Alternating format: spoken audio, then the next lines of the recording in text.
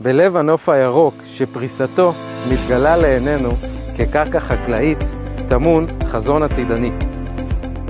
איננו רואים רק שדות ואדמה, אלא את הבית העתידי של אלפי משפחות. זו אינה רק קרקע, מדובר בעתיד שלכם.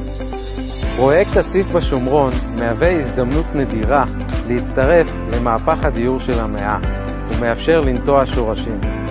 ההפשרה הקרובה של האדמה מסמלת את תחילתו של פרק חדש ומרגש. על פי ניסיון רב שנים, ידוע שהפשרת קרקעות מעלה את ערכן באופן משמעותי. וכאן אנו מדברים על ערך שהוא פי 3. הקרקע הינה קרקע פרטית שצמודה ליישובים שקט וחננית, ובנוסף גם צמודה לחלקה עם תב"ע מאושרת לבנייה של מרכז מסחרי. חשוב לדעת כי בקרוב ייחתם הסכם קומבינציה עם אחת מחברות הנדל"ן הגדולות במשק, מה שיעלה את ערך הקרקע. חברת אלמנט נדל"ן הובילה פרויקטים רבים בשומרון, והיא מציעה כאן לא רק נכס, אלא ביטחון.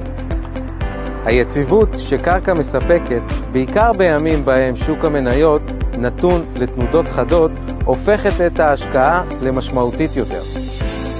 זה הזמן לראות מעבר לנראה לעין, לזהות את הפוטנציאל האדיר שטמון פה.